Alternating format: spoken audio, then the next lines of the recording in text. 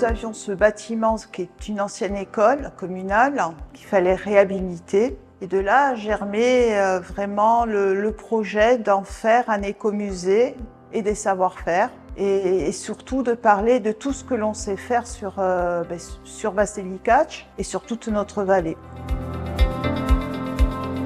Dans l'entrée, tout de suite, on va voir un plan de la vallée du Prunel, donc, qui illustre bien que la commune commence au niveau de la mer pour se terminer au Montérénos, avec en filigrane le Prunel, notre rivière, qui est essentiel pour tout ce que l'on va découvrir dans le musée aussi.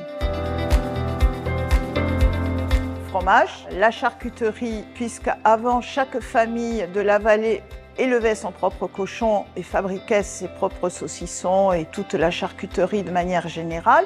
La vigne, il y a des espaces qui sont plus ludiques pour nos petits, les enfants, et il y a surtout des objets qui ont été utilisés, qui sont toujours utilisés maintenant par nos agriculteurs.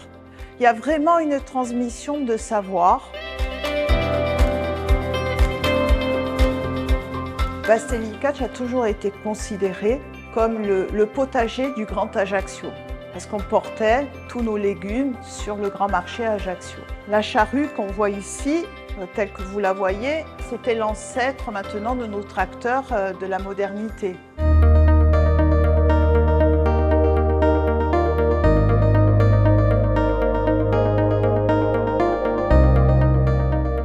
Agrumes, parce que sur le village on fait la fête des agrumes, donc on a continué à le mettre en avant. Et on a mis en avant donc les exploitants qui ont toujours fait des agrumes sur la commune. Les huiles essentielles, c'est vraiment le parcours sensoriel. Il y a l'image, telle qu'on la voit dans un livre botanique, la photo, telle qu'on la voit dans la nature.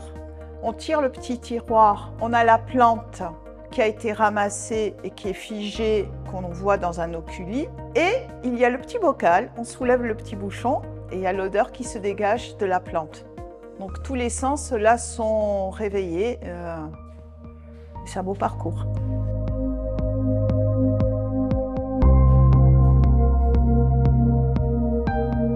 On est dans l'espace jeunesse, donc on retrouve des jeux qui regroupent tout ce que vous avez vu dans les expositions permanentes. Des jeux de toucher à l'aveugle où on doit retrouver quel est l'agrume dans les pochettes.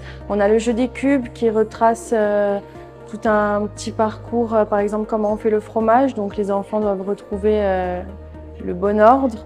On a la recette à trous aussi. On a des livres et des petits jeux à disposition qui sont autres, comme le loto des odeurs ou des choses comme ça. On a une salle d'exposition temporaire où on a mis en avant les exploitants qui ne sont pas dans l'exposition permanente, mais les murs sont modulables, c'est-à-dire que c'est un espace où vraiment, si des artistes veulent exposer, ils pourront choisir eux-mêmes leur disposition.